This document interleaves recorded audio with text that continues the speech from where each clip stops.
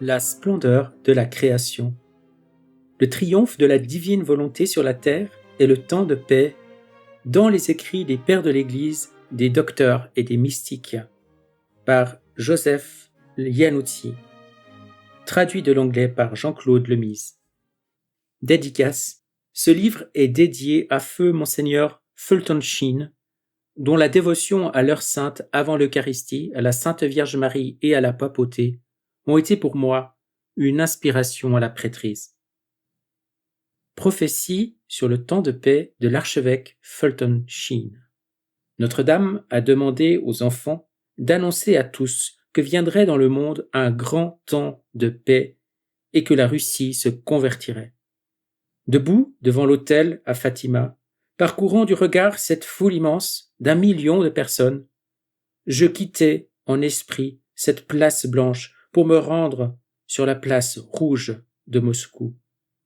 Il me semblait qu'il y avait en ce jour cette grande crise entre la place blanche de Fatima et la place rouge de Moscou. Je pouvais alors voir venir en imagination un grand changement sur la faucille et le marteau. Je pouvais voir ce marteau qui avait écrasé tant de foyers et profané tant de sanctuaires. Je pouvais le voir brandi par des millions d'hommes et ressemblant maintenant à une croix. Et cette faucille que les communistes utilisaient pour faucher comme un blé encore vert des vies humaines, je la voyais maintenant changer d'apparence et de symbolisme pour devenir, comme dans le livre de l'Apocalypse, la lune sous les pieds de la femme. Introduction. Depuis des siècles, l'eschatologie, appelée doctrine des fins dernières, semblait ne vouloir mener qu'une vie tranquille, c'est-à-dire jusqu'à ce qu'un regain d'intérêt ne vienne la placer au premier rang des études théologiques. Bien que l'eschatologie ait déjà suscité l'attention des théologiens, jamais elle n'avait atteint la notoriété dont elle jouit aujourd'hui. Au cours des dernières années, Monseigneur Daniel Büchlein, archevêque d'Indianapolis, a parlé d'une présentation inadéquate de l'eschatologie dans les textes catéchétiques. Les éditeurs ont été invités à inclure les changements nécessaires et les théologiens ont exposé une nouvelle perspective sur les mystères de la mort, du jugement, du ciel, de l'enfer et sur l'état final de perfection du peuple de Dieu.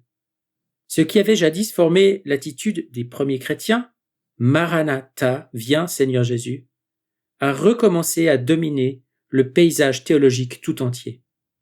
L'invasion d'une nouvelle conscience de l'eschatologie s'est fait sentir dans tous les cercles théologiques, surmontant même en partie l'impasse séculaire entre l'eschatologie patristique et le millénarisme. Les théologiens ont commencé à présenter l'eschatologie d'une manière nouvelle et novatrice, accessible à tous. Les jeunes gens, se préparant à la prêtrise, étaient encouragés à explorer ce nouveau phénomène. Les séminaires théologiques et les universités ont incorporé l'eschatologie dans leur programme en la présentant comme la vision chrétienne du royaume de Dieu, maintenant, nunc, et dans le monde à venir, tunc. Les séminaristes apprirent bientôt à apprécier une science qui leur était d'abord apparue plutôt non conventionnelle en raison des enseignements erronés qui avaient entaché son passé. Au départ, quelques universitaires se sont opposés à un renouveau de l'eschatologie dans les universités catholiques en raison des possibilités d'une représentation déformée aux fidèles. Ils pensaient que les paroles de Jésus sur la fin des temps étaient trop souvent mal interprétées et employées abusivement par les prophètes de malheur. Toutefois, d'autres ont apaisé ces inquiétudes en présentant l'eschatologie dans le cadre traditionnel de la théologie biblique et historique. Selon eux, les paroles de Jésus sur la fin des temps, comprises dans leur contexte biblio-historique, sont une précieuse invitation à l'espérance au cours de notre chemin vers des cieux nouveaux et une terre nouvelle. Les nombreuses apparitions reconnues par l'Église de Marie dans les temps modernes ont suscité un éventail de réponses similaires.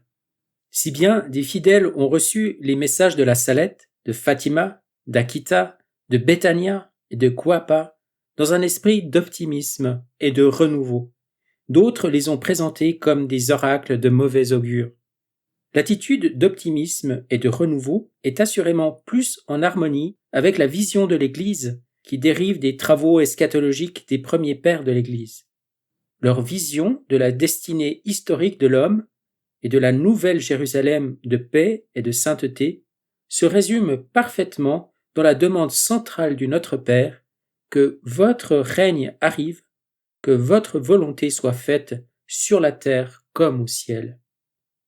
Dans cette prière, les pères des premières communautés chrétiennes englobaient le royaume de Dieu sur la terre, maintenant et dans sa manifestation universelle future.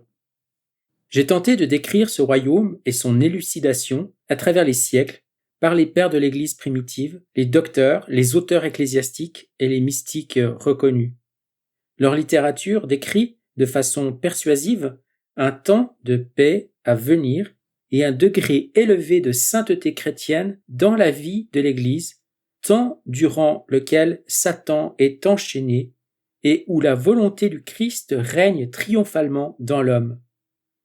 Si ces auteurs parviennent à de nouvelles perspectives d'une façon spéciale, leurs écrits ne s'éloignent jamais de leur point d'origine, à savoir le Christ, préservant ainsi le développement intégral des enseignements contenus dans le dépôt de la foi de l'Église. J'estime nécessaire, en raison des nombreux courants contradictoires dans le champ de l'eschatologie, d'ajouter un mot d'avertissement. Étudier des sujets comme l'Antichrist, la fin d'un temps et le jugement dernier peut provoquer des sentiments de peur qui déforment la vision d'un Dieu qui nous a créés par amour. Comme les pères de l'Église, nous ne devons jamais perdre de vue le triomphe final de Dieu sur Satan, le péché et la mort. Un triomphe garanti par l'Écriture sainte, la tradition apostolique et le magistère. Heureusement, plus nous trouvons de l'information dans ces sources inspirées, plus nous sommes pris dans le mystère de l'amour de Dieu pour chacun de nous. Un amour qui, nous dit l'apôtre Saint Jean, chasse toute peur. Initialement, ce travail était prêt pour publication en 1999, mais des circonstances ont permis qu'il mûrisse sur mes tablettes et dans mon cœur durant plusieurs années. Ce n'est qu'en octobre 2002 que la raison de ce retard est devenue évidente. Au cours d'une réunion à Corato, en Italie, l'archevêque de Trani, Monseigneur Giovanni Battista Picchieri, m'a encouragé à incorporer dans ce livre les écrits de la servante de Dieu Luisa Picaretta. Je savais alors que le temps était venu de le publier. Ce livre est le fruit de nombreuses années de recherche à Rome et de dialogue avec des spécialistes dans le domaine de l'eschatologie. Cependant, plus je poursuivais mes recherches et plus j'étais convaincu de l'incapacité pour l'homme de comprendre pleinement les mystères de Dieu. Par leur nature même, les mystères de Dieu se révèlent continuellement à l'esprit créé sans jamais être épuisés ni totalement assimilés par ses enfants.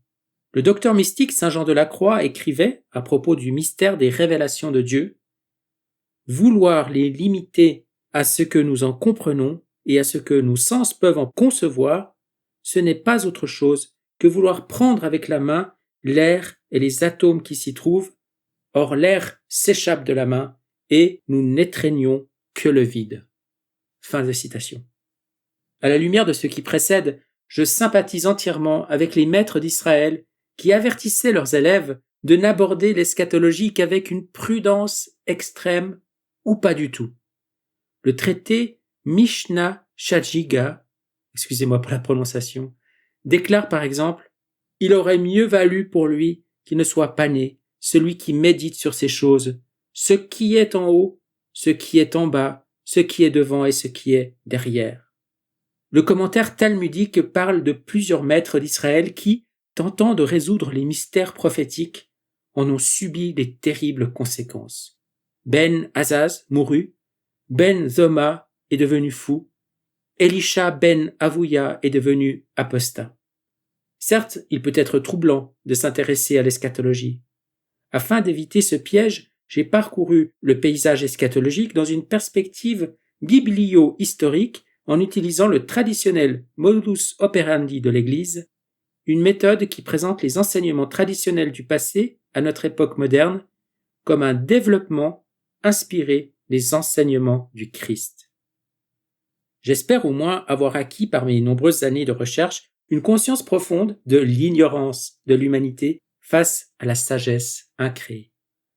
Puissent les nombreuses heures passées à rassembler ces matériaux accroître votre connaissance des temps derniers, et puisse la connaissance que vous retirerez de ce livre vous disposer à une union plus intime et plus aimante avec Dieu. C'est signé le Père Joseph Iannuzzi. Maintenant, un synopsis, le plan de l'ouvrage. Chapitre 1er, les fils de Dieu. Dieu fit la création afin qu'elle soit sainte, libre et immortelle. Dieu plaça l'homme dans le jardin d'Éden pour en être le cultivateur et le protecteur. Mais l'homme fit un mauvais usage des dons de Dieu et bouleversa l'ordre naturel de la création. Il fut chassé de l'Éden et placé sur la terre pour restaurer l'ordre de la création. Malheureusement, la terre est fort éloignée de la sainteté, de la liberté et de l'immortalité de l'Éden. Elle est cependant notre terre que nous sommes appelés à cultiver et à protéger. Car, ce faisant, nous collaborons tous ensemble et avec Dieu à restaurer la beauté de la création dont l'homme jouissait autrefois. Lorsque cela sera accompli grâce à l'activité de Dieu dans l'homme, le vieillissement, la souffrance, la maladie et la mort, qui caractérisent notre civilisation présente, auront à jamais disparu.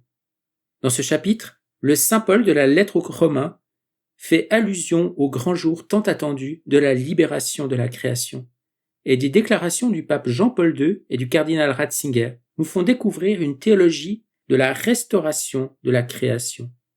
Des mystiques et des modèles modernes développent cette théologie par leur lumière et leurs leçons sur la façon de hâter le grand jour de la renaissance de la création, qui sera plus glorieuse que le jardin d'Éden. Chapitre 2. Écriture et tradition. Les premiers pères de l'Église ont transmis l'enseignement des apôtres. Certains avaient fréquenté leur compagnie. Ils sont les gardiens et les protecteurs de l'enseignement que le Christ a laissé à ses apôtres. Ils sont également les témoins depuis les premiers siècles du christianisme de la promesse du Christ que la création serait un jour libérée des liens de l'esclavage.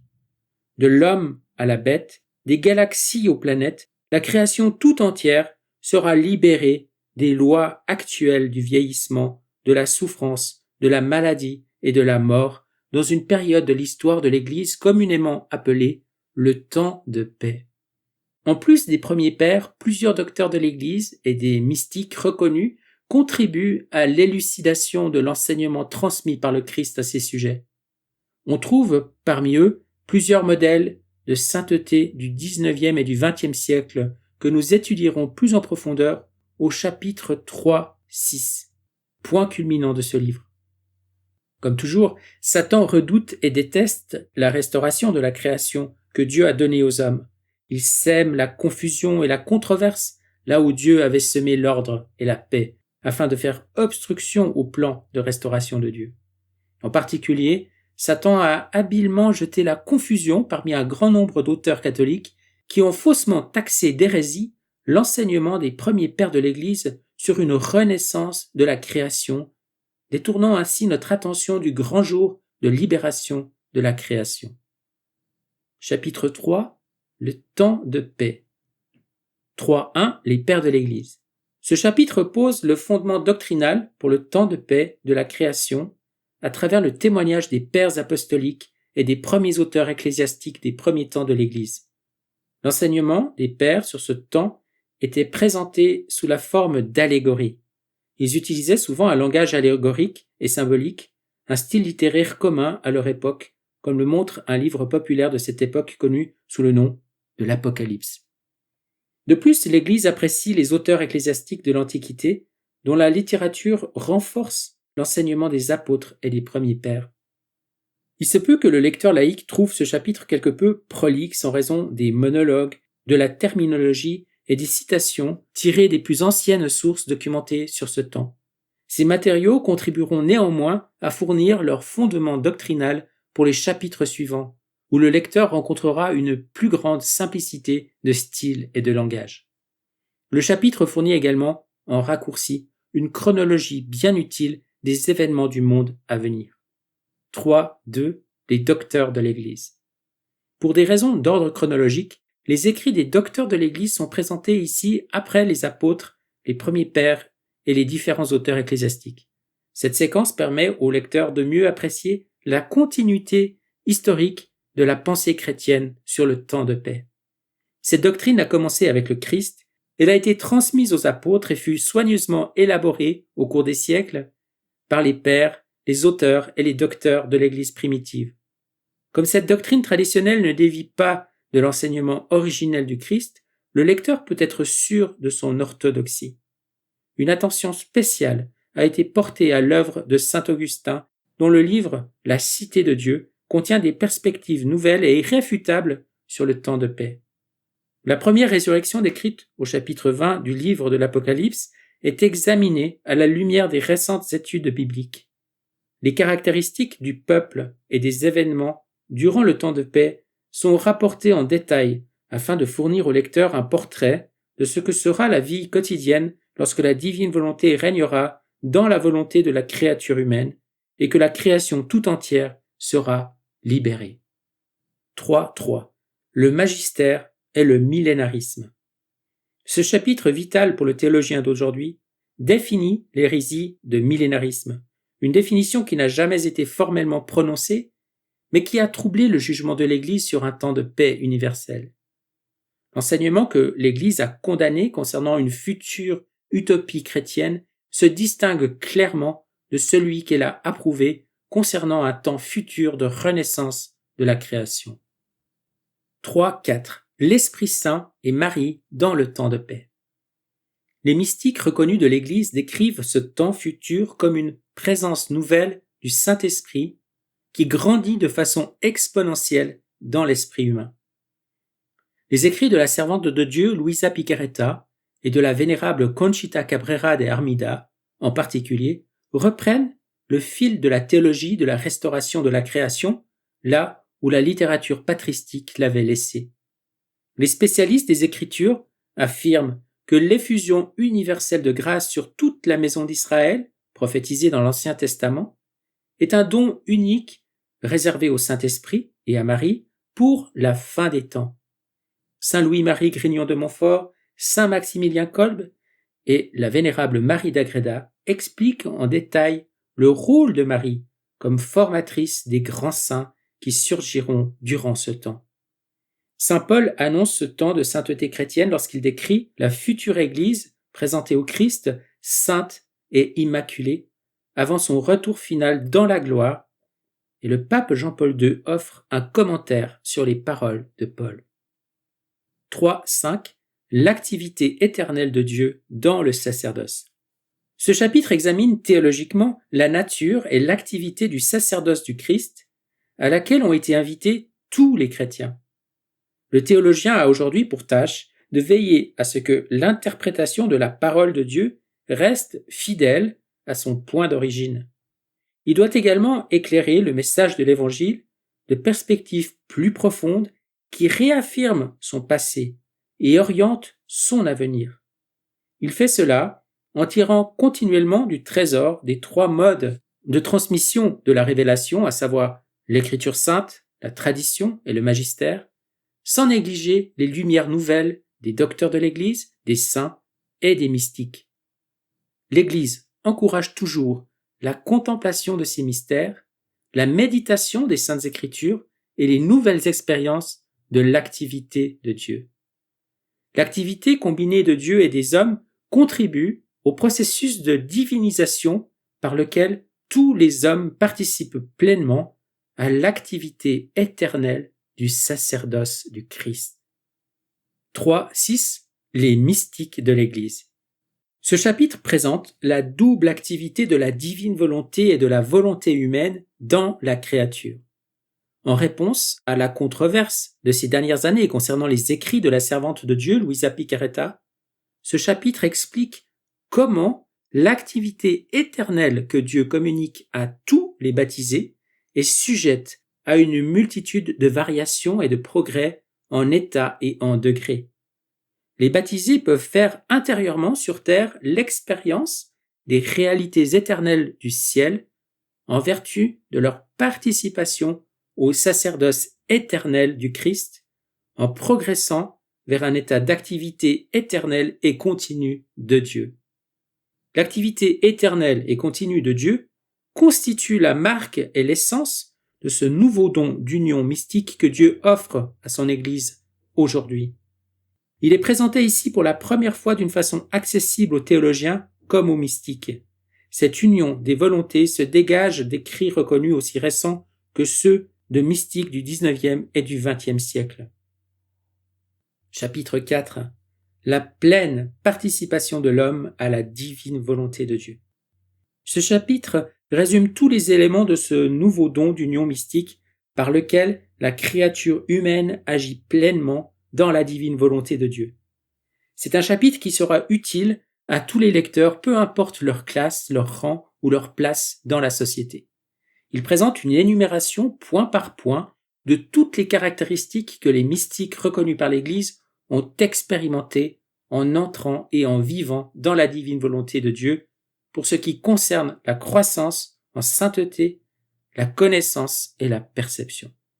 On y trouve également des témoignages de la capacité qu'a Dieu d'élever l'homme, après sa chute, à un état de gloire qui dépasse tous les états précédents, ce qui réaffirme le plus simple de tous les messages de l'Évangile, rien n'est impossible à Dieu.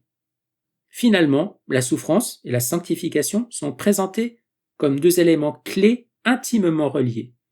Tout comme les mystiques devaient traverser le désert spirituel avant d'entrer dans la terre promise, nous devons, nous aussi, endurer bien des épreuves et des souffrances si nous voulons posséder le plus grand de tous les dons mystiques, à savoir la vie dans la divine volonté de Dieu. Chapitre 5, le dernier avènement de Jésus. Ce chapitre dénonce l'absurdité de la doctrine millénariste sur le retour final du Christ. Suivant la tradition de l'Église, le retour final du Christ marquera la fin du temps, de l'histoire et du monde tel que nous le connaissons. La Jérusalem nouvelle descendra du ciel comme une jeune mariée parée pour rencontrer son époux immaculé, et elle prendra place dans un ciel nouveau et une terre nouvelle. Contrairement au temps de paix qui arrivera au cours de l'histoire humaine, le ciel nouveau et la terre nouvelle marquent la fin de l'histoire, du temps, du vieillissement et de la souffrance, de la maladie et de la mort à jamais. Après une description des caractéristiques de la Jérusalem nouvelle, du ciel nouveau et de la terre nouvelle, le chapitre offre un traitement opportun de sujets aussi populaires que la parousie, le ravissement et l'état béatifique des saints au ciel. Et pour terminer cette section, une prière du cardinal Mercier.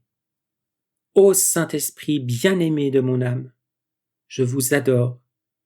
Éclairez-moi, guidez-moi, confortez-moi, consolez-moi. Dites-moi ce que je devrais faire et donnez-moi vos ordres. Je promets de me soumettre à tout ce que vous désirez de moi et d'accepter tout ce que vous permettrez qui m'arrive.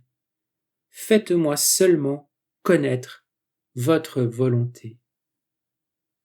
Amen. Fiat.